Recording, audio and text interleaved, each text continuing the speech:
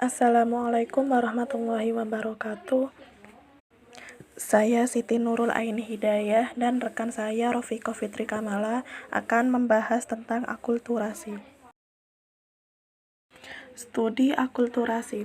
Akulturasi akan terjadi apabila terdapat dua kebudayaan atau lebih yang berbeda sama sekali atau asing dan asli, berpadu sehingga proses-proses ataupun penebaran unsur-unsur kebudayaan asing secara lambat laun diolah sedemikian rupa ke dalam kebudayaan asli dengan tidak menghilangkan identitas maupun keasliannya. Masalah-masalah utama studi akulturasi yaitu A. Masalah metode penelitian yang digunakan. B. Masalah unsur-unsur kebudayaan, apakah yang mudah ataupun suka diterima dan diganti. C. Masalah orang-orang di dalam masyarakat daerah, adakah di antara mereka yang lambat dan cepat menerima pembaruan atau perubahan kebudayaan.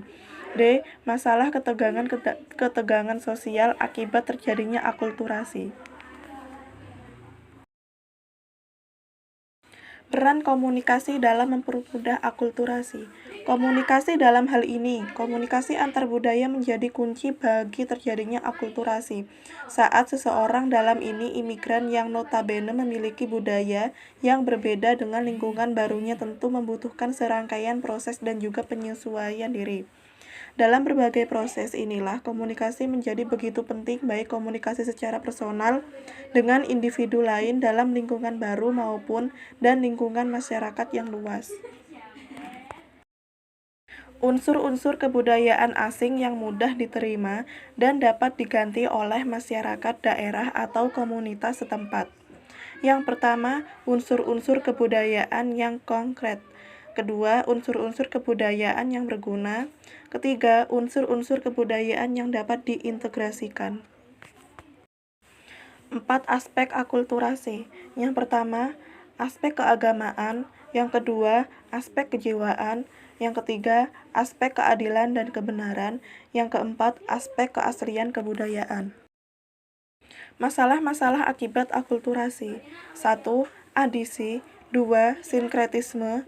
3. Substitusi. 4. Dekulturasi. 5. Rejeksi.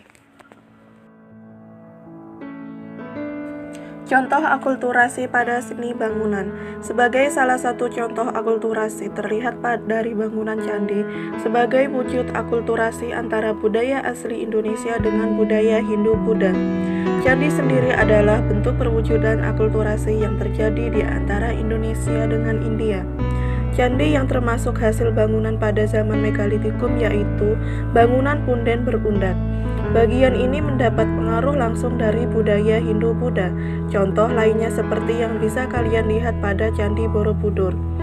Di candi ini memiliki berbagai macam barang yang dikubur dan sering disebut dengan bekal kubur, yang membuat candi tidak hanya berfungsi sebagai makam saja, tetapi juga sebagai rumah dewa. Sedangkan pada Candi Buddha malah dijadikan tempat pemujaan dewa, sehingga tidak akan kalian temukan peti peripih maupun abu jenazah yang ditanam di sekitar candi atau di dalam bangunan stupa. Borobudur merupakan mahakarya seni rupa Buddha Indonesia sebagai contoh puncak pencapaian keselarasan teknik arsitektur dan estetika seni rupa Buddha di Jawa.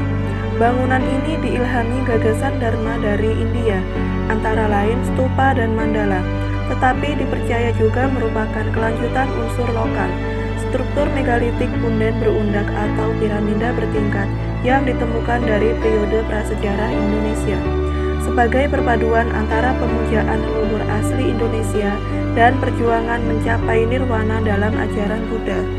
Stupa yang dapat kita temukan pada Candi Borobudur tersebut bergaya atau berarsitektur dasa bumi. Stupa memiliki unsur tertinggi di bagian stupa yang disebut dengan yasti. Yasti merupakan bagian dari filosofi Buddha yang berbentuk seperti catra atau payung. Payung tersebut disimbolkan sebagai tongkat Buddha Gautama.